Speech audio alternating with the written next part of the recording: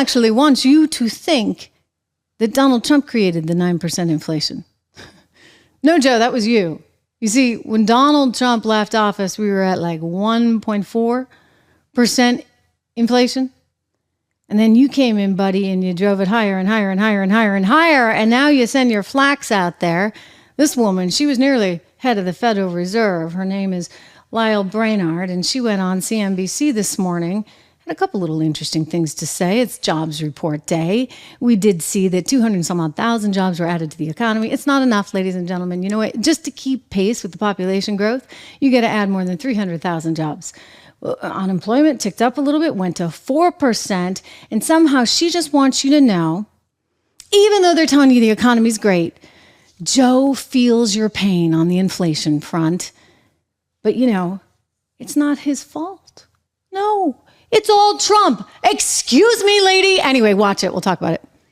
But the narrative, Director Brainard, is the opposite, that they balloon that the administration has ballooned the debt and deficits in a time where we've seen good growth and has infused trillions more into an economy that was already hot, and Americans are feeling cumulative now effects of inflation, even if inflation rates are coming down. It's not getting through, and you see it in the confidence data, you see it in the polls, you see it polls that people think that we're going into recession. That's interesting.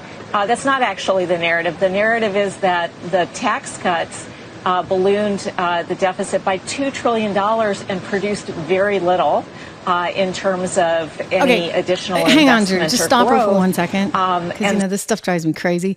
Not true. Not true. Lady, not true. You should know better. You're like an economist, right? You should know better. Guess what?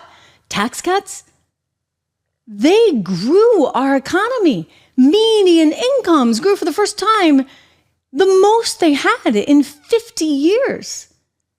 Donald Trump grew median incomes more than any other president in 50 years. And why? Oh, those tax cuts, they kind of helped. You had all this money overseas, offshore, and guess what? He onshored it with tax cuts. Suddenly, the U.S. was in play. We were suddenly more competitive. Those tax cuts enabled businesses and people to keep more of their money, which generated more growth. I mean, we can go back to the Laffer curve if you'd like, which you know about, Brainard. But you know what? The brain is failing Lael Brainard today because it's been substituted with a bunch of political garbage. Let's continue. So, if you look at contributions to the debt and deficits, those really, the large contributions came under the previous president. This president has presided over a period where deficits have come down. And again, he just signed into law $1 trillion in cuts. He has a budget transparently that reduces those deficits. So what we're really talking about is being transparent about the cost of additional tax cuts. The CBO, unbelievable. I actually can't believe that she can say this stuff with a straight face. I just can't believe it.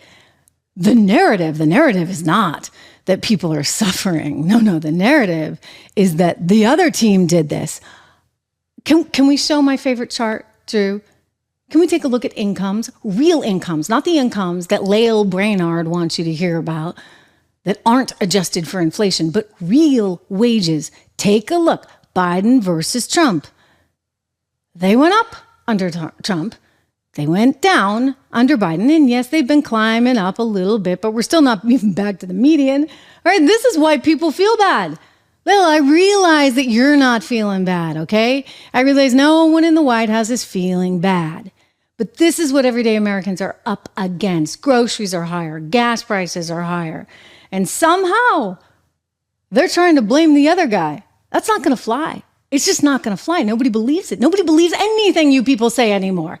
You have totally spent any equity you had with the American people. It's gone. It's been wiped out. Remember when they told us Trump should not be filling the Strategic Petroleum Reserve, the SPR?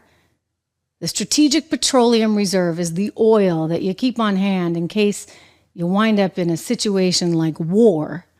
And so typically, you want to fill it when oil's cheap, and you want to never use it unless you absolutely positively have to. Like if you're going into war, you certainly don't use it before an election, right? Because that would be kind of political, would it not? Well, they were furious when Donald Trump filled it up at $20 a barrel. They said, how dare he? He's just given a big giant giveaway to all of his oil friends. And he's like, I'm sorry, it's $20 a barrel, right? I'm not an oil trader, but it's $20 a barrel. And it had been 70, 80. It's kind of a trade worth taking, right? Well, listen to Lael Brainard. Remember, this woman was nearly the head of the Federal Reserve. She might still one day, with the Democrats, actually have a position like that, which is just terrifying. Let's listen to her explanation of what's going on over there at the SPR. And we recognized that in the wake of Russia's invasion of Ukraine, that it was important to give that relief to consumers. So the Strategic Petroleum Reserve has been an incredibly important tool. We've been refilling it in a way that, as you noted, I think has been smart, and we'll continue to be very focused on that. The president's going to focus on gas. He's very focused on grocery costs. He's been calling for big grocers to bring prices down, and we actually are seeing many of those grocery chains now answering the call with price reductions on thousands of items. So that is going to be a continued focus for the president, as it is for so many families around the country. Only a communist says stuff like that. You see, Biden's just telling the grocery stores, you have to lower prices. And then they lower prices. No, that's not actually happening. They're still up about 30, 40% from when Joe came into office, Lael. And you can't just actually wave a magic wand and tell the grocery stores to lower prices. It just doesn't work that way, okay? They keep going on about shrinkflation, whatever. Rob actually did a big piece on this at 76 Research. We talked about this recently because it's actually not that way. 76research.com. If you haven't gotten there, make sure you do. Take a look at the inflation protected portfolio. You might want to look at the American Resilience portfolio. You might want to look at the income builder portfolio. But anyway, one of the things that we were talking about is that, the Costco's and the Walmarts of the world, they haven't actually been able to really pass on prices in the ways that they want. I mean, they've increased, obviously, but not in a way that actually really, really helps their margins. And so some of the margins have actually shrunk compared to where they were when Trump was in office. So it's not like they're making a ton more money like the Biden administration wants you to believe. Again, it's just more hocus pocus. It's more politics instead of economics. And so this is wrong. I mean, this is really, really wrong. But you have a bunch of people that in some cases should know better. I think Lael Brainard knows better.